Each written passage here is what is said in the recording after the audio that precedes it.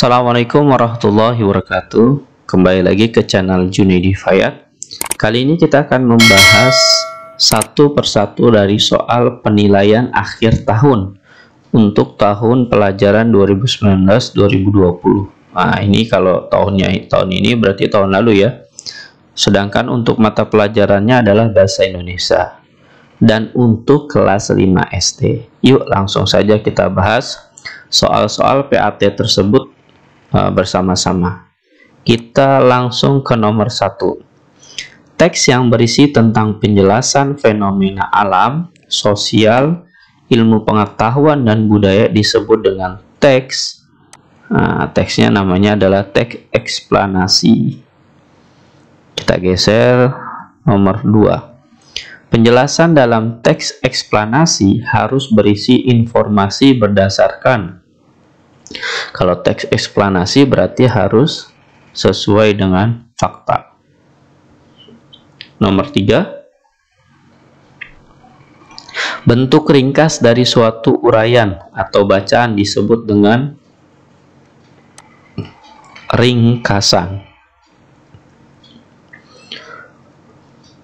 Untuk nomor 4 sampai nomor 6 kita harus baca dulu ya interaksinya ya. Interaksi yang di sini atau bacaan yang di sini. Interaksi antara manusia dan lingkungan alam bersifat timbal balik. Manusia membutuhkan alam dan segala sumber daya alam yang ada di dalamnya untuk bertahan hidup. Sebaliknya, alam menuntut manusia untuk melestarikannya. Manusia menyesuaikan diri dengan alam.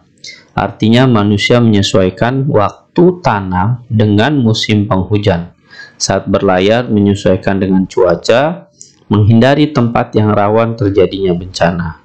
Manusia juga dapat memanfaatkan alam. Artinya, manusia mendapatkan hasil dari pertanian, perkebunan, persawahan, perhutanan, dan lain sebagainya.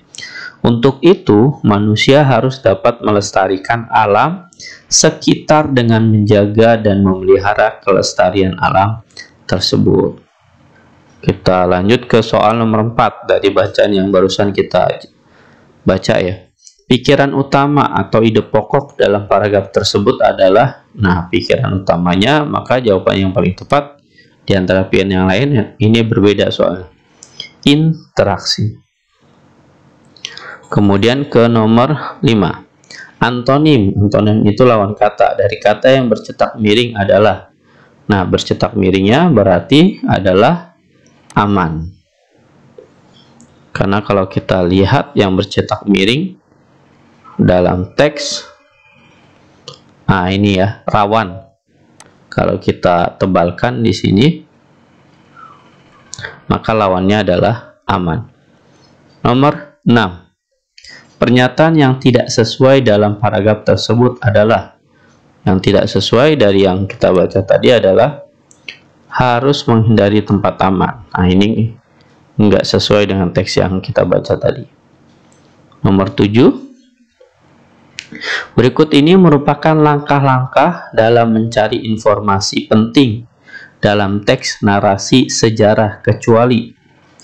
Kecuali berarti jawaban yang salah ya. Di antara pilihan, maka ini yang paling tepat. Yang B. Membaca teks dengan santai dan biasa. Kita lanjut ke soal nomor 8. Ada bacaan ya sebelum menjawab soal nomor 8 sampai dengan 10. Dr. Andes Muhammad Hatta adalah wakil presiden pertama RI 1945 sampai dengan 1957 dan mendapat julukan sebagai Bapak Koperasi Indonesia. Beliau juga sangat berperan dalam upaya memperoleh pengakuan dari pemerintah Belanda terhadap kedaulatan Republik Indonesia. Muhammad Hatta lahir di Bukit Tinggi, Sumatera Barat pada tanggal 12 Agustus 1902. Jenjang pendidikannya ditempuh di Europasc ya, Lagré School, LS di Bukit Tinggi, Mir Witgebert, Laguerre Underwich atau Molo di Padang, dan Handels Middlesbrough School HMS di Jakarta. Kita ke soal nomor 8. Kita geser dulu sampai dengan nomor 10 ya. Kalimat utama dalam paragraf tersebut terdapat dalam kalimat. Nah, kalimat utamanya otomatis kalimat pertama ya. Nah, kalimat pertama. Ini kita bold aja. Kemudian nomor 9. Informasi yang dapat diperoleh berdasarkan bacaan tersebut adalah. Nah, nomor 9 itu yang paling tepat adalah riwayat pendidikan Dr. Andes Muhammad Hatta. 10. Dr. Andes Muhammad Hatta mendapat julukan sebagai Bapak Koperasi ya. Karena tadi ada di teks. Kita tebalkan. Perhatikan penggalan surat berikut untuk menjawab soal nomor 11 dan 12. Ini ada penggalan surat ya.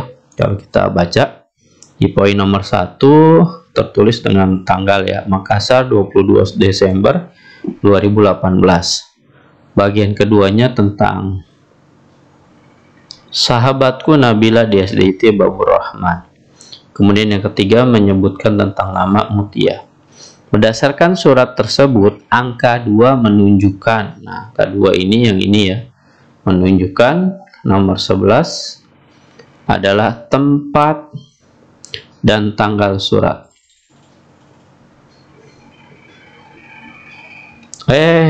Nomor 2 maksudnya ya.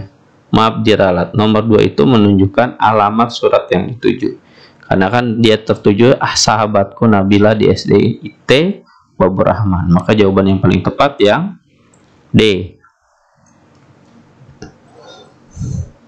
12. Penulisan yang tepat untuk kata yang dicetak miring. Nah, cetak miring tadi Makassar ya.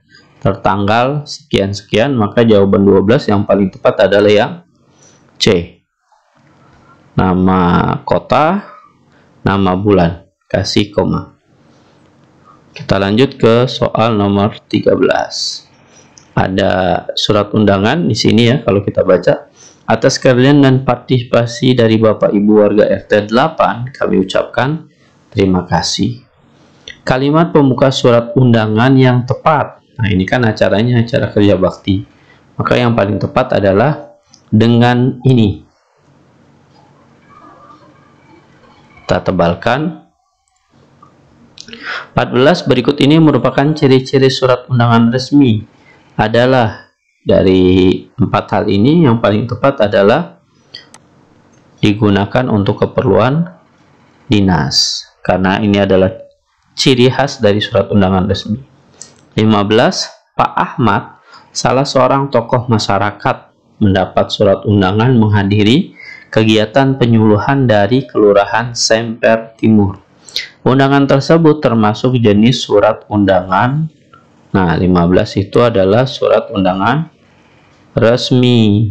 Karena undangannya adalah menghadiri penyuluhan dari kelurahan. 16 dan 17 ada teks yang perlu kita baca dulu. Pengungsi korban gempa bumi dan tsunami di Kabupaten Donggala mulai kesulitan mendapatkan pasokan air dan pipa dari pipa-pipa PDAM rusak akibat gempa bumi. Sementara itu, bantuan air bersih sulit tersalurkan karena akses jalan yang rusak. Semua warga berharap agar pemerintah cepat mengatasi permasalahan tersebut. 16 dengan soalnya. Peristiwa yang terjadi pada teks tersebut adalah, nah teksnya tadi kan berkaitan dengan bencana alam. Maka yang paling tepat adalah warga kesulitan mendapatkan air. Nomor 17. Salah satu hal yang menyebabkan warga kesulitan mendapatkan air bersih adalah karena akses jalannya rusak ya, berdasarkan tadi teks yang kita baca. Kemudian 18 kita geser. Suatu cara mengolah informasi dari teks menjadi rinci dalam bentuk diagram dinamakan dengan mind map atau peta pikiran. Nah, ini contohnya Mehmet. 19. Peta pikiran tersebut membahas tentang, nah, ini peta pikirannya. Dari hal ini kita bisa menjawab dengan jawaban yang jenis-jenis kegiatan ekonomi. 20 sampai 22 ada teks yang perlu kita baca lagi. Di sebuah tepian sungai, seekor kerbau sedang minum. Tiba-tiba kerbau mendengar teriakan meminta tolong. Kerbau mencari asal suara itu. Ternyata buaya terhimpit batang pohon besar. Kerbau merasa takut dan hendak berlari. Kerbau teringat bahwa buaya selalu mengganggu kerbau apabila minum di tepi sungai. Mengetahui ada hewan lain, buaya meminta tolong. Kerbau takut tetapi dia kasihan melihat buaya. Kerbau memutuskan untuk menolong buaya. Kerbau segera mengangkat batang pohon itu dengan tanduknya yang kuat. Buaya selamat dari himpitan batang pohon besar. Buaya berterima kasih kepada kerbau dan berjanji tidak akan mengganggu kerbau apabila minum di tepi sungai.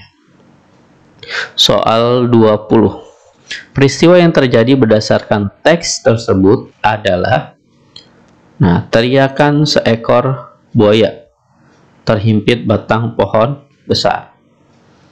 21. Latar tempat dalam cerita tersebut adalah tepi sungai, karena kerbaunya tadi lagi minum ya. 22. Maksud pernyataan yang bercetak miring dalam cerita tersebut adalah, nah, bercetak miringnya coba kita perhatikan ya. Nah, kita tebalkan agar kita ketahuan mana yang bercetak miring. Nah, ini yang bercetak miringnya kita tebalkan. Kerbau takut tetapi dia kasihan melihat buaya.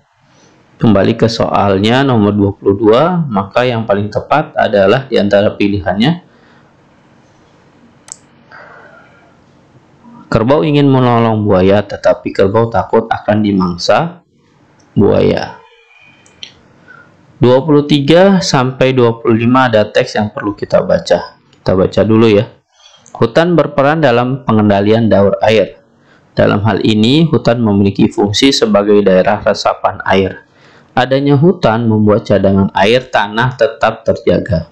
Air akan terserap dan tersimpan dalam tanah dan menjadi air tanah. Selain itu, akar tumbuhan hutan menyebabkan struktur tanah menjadi kokoh sehingga tidak mudah longsor.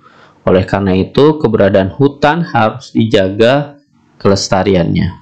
23, kita baca soalnya. Peristiwa pada teks membahas, nah, teksnya tadi kita baca, membahas tentang peran hutan.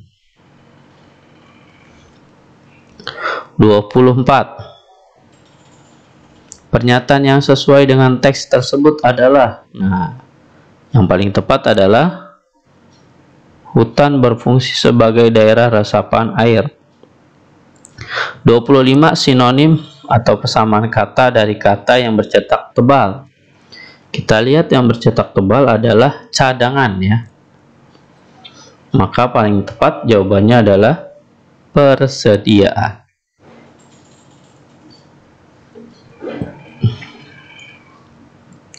26. Iklan di media cetak biasanya terdapat di bawah ini kecuali berarti jawaban yang salah ya. Media cetak itu nggak ada di televisi, karena televisi itu merupakan media elektronik. Perhatikan pernyataan berikut. Kita baca dulu soal nomor 27. Berdasarkan pernyataan tersebut, hal-hal yang harus diperhatikan dalam membuat iklan. Nah, membuat iklan itu yang langkah pertamanya adalah komunikatif. Kemudian informatif. Nah, pilihannya otomatis jatuh pada pilihan yang C. Kalimatnya singkat dan bahasanya mudah dipahami. 28. Iklan yang bertujuan untuk menarik perhatian masyarakat atau halayak umum tentang suatu hal pemberitahuan disebut dengan iklan pengumuman. 29 ada gambar, perhatikan iklan berikut. Istirahatkan bila tidak digunakan. Ada lampu ya. Iklan tersebut berisi tentang mematikan lampu jika tidak digunakan. 30. Iklan elektronik yang akan dibuat harus mempunyai menarik perhatian masyarakat umum. Hal ini sesuai dengan salah satu unsur iklan, yaitu perhatian. 31. Iklan hendaknya mencakup cara untuk menggerakkan keinginan konsumen. Hal ini sesuai dengan salah satu unsur iklan, yaitu berdasarkan keinginan. Jadi ada rasa ingin memiliki dan ingin tahu bisa jadi. 32. Kita geser dahulu. Pembuatan iklan di televisi diawali dengan membuat rancangan. Rancangan tersebut dibuat dalam bentuk, rancangannya dibuat dalam bentuk skrip dan papan cerita. 33. Iklan yang memiliki karakteristik hanya dapat didengarkan melalui suara saja adalah iklan. Nah, kalau suara saja berarti otomatis jawabannya radio. 34 dan 35 ada gambar. Ingat demam berdarah, ingat 3M+. Maka soalnya kita baca, kita geser dulu. Berdasarkan isinya, iklan tersebut termasuk iklan kesehatan ya, karena menyangkut tentang kesehatan. 35. Tujuan dari penayangan iklan tersebut adalah mengajak untuk menjaga lingkungan bersih dan bebas penyakit. Romawi 1 telah selesai kita bahas. Kita lanjut ke Romawi 2 dengan isian singkat. 36. Meringkas suatu teks bacaan bertujuan untuk mendapatkan, nah ini jawabannya paling mudah, informasi.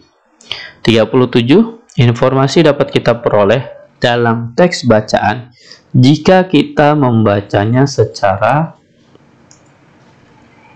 teliti dan seksama. 38. Kata tidak baku yang terdapat pada bacaan tersebut adalah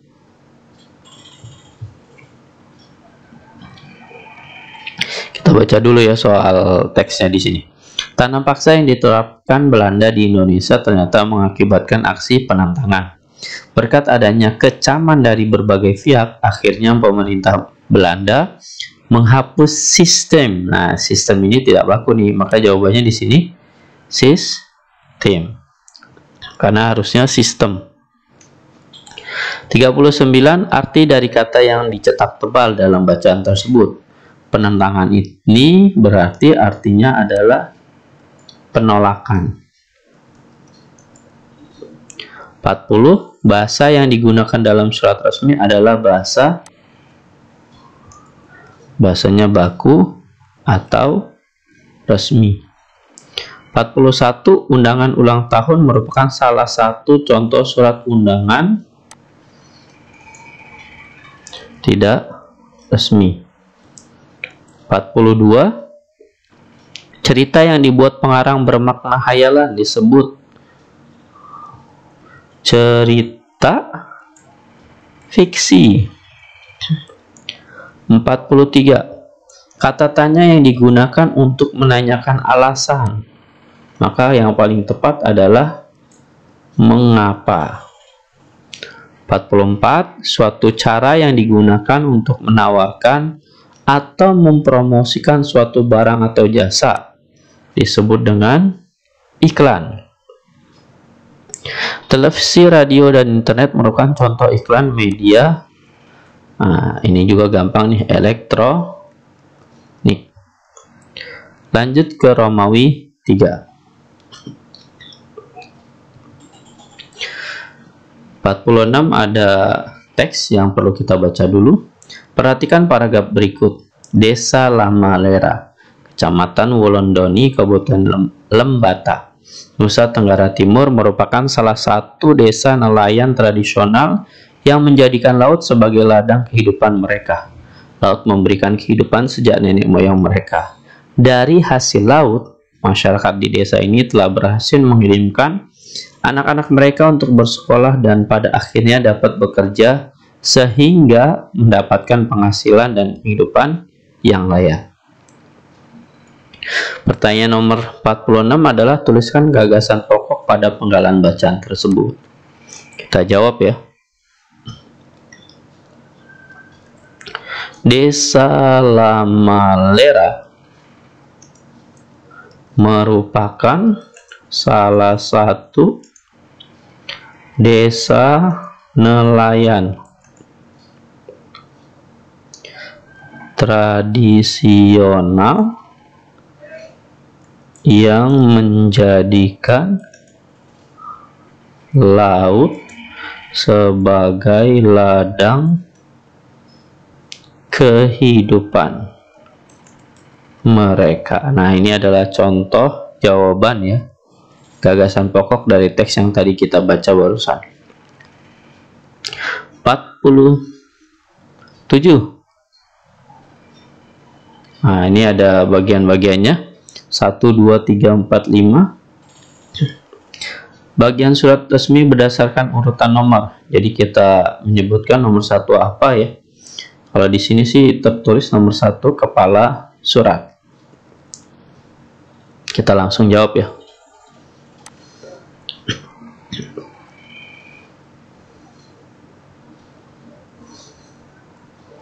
Misalkan nomor 1 kepala surat. 2, tanggal penulisan surat.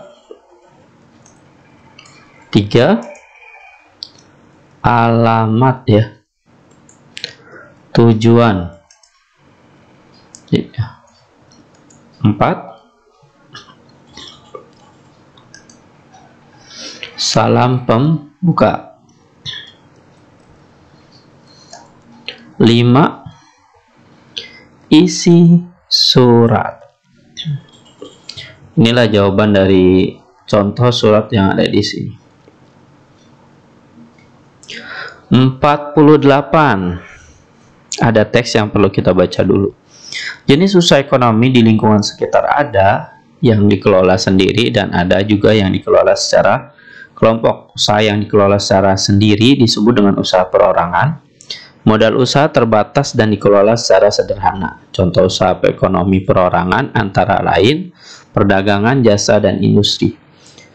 Contoh usaha perdagangan yang yaitu pedagang lontong, pedagang kaki lima, dan contoh usaha jasa yaitu salon, bengkel, potong rambut, dan contoh usaha industri berupa kerajinan tangan seperti anyaman dan mebel. 48 pertanyaannya adalah buatlah peta pikiran berdasarkan bacaan.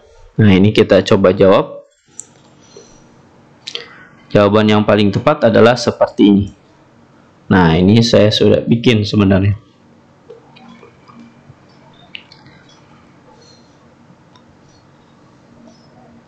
Karena ditanyanya adalah peta pikiran, jadi jawabannya nggak usah susah-susah, sesuai dengan teks yang ada aja. Ini jawabannya. Jenis usaha persorangan sendiri ada perdagangan, jasa, dan industri. Kemudian kita lanjut ke 49. Resik mesin cuci. Nah, dari gambarnya ya. 49 itu berisi tentang informasi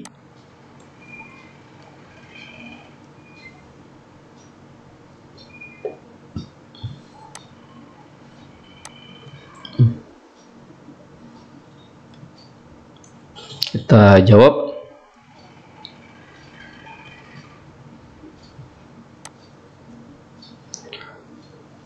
Misalkan adalah mesin cuci tanda kutip resik.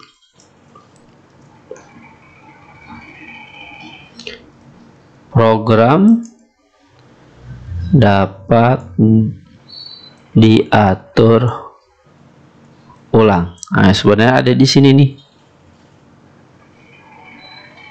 Diatur, bukan diatur ulang, diatur sesuai kebutuhan. Kemudian mampu mencuci bed cover dan bermacam-macam boneka. Ketiganya adalah tabung stainless steel. Nah, ini adalah informasi yang terdapat dari iklan yang ada pada nomor 49. Tuliskan perbedaan antara iklan pemberitahuan, iklan niaga, dan iklan layanan masyarakat.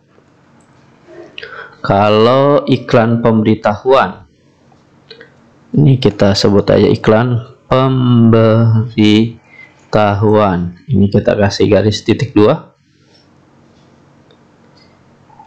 Adalah iklan yang bertujuan untuk memberitahukan informasi kepada halayak umum. Kemudian kalau iklan niaga adalah iklan yang bertujuan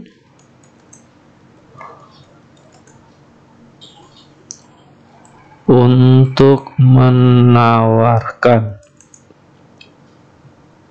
suatu barang atau jasa kepada masyarakat.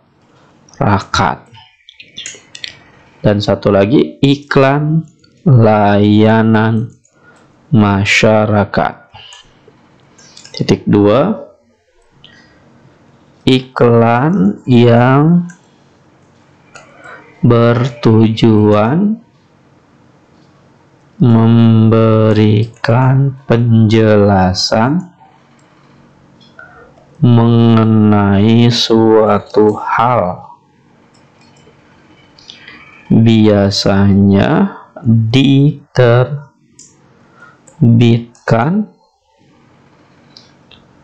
oleh instansi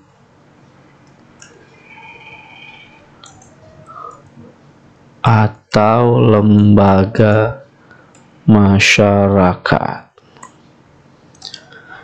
Demikianlah pembahasan soal PAT tahun 2020 dengan tahun pelajaran 2019-2020 untuk kelas 5 SD dan muatan pelajaran Bahasa Indonesia. Terima kasih telah menyaksikan video ini dari awal hingga akhir. Semoga video ini dapat membantu kamu untuk memahami atau mempersiapkan kamu dalam menjawab soal-soal PAT yang akan kamu hadapi. Wassalamualaikum warahmatullahi wabarakatuh.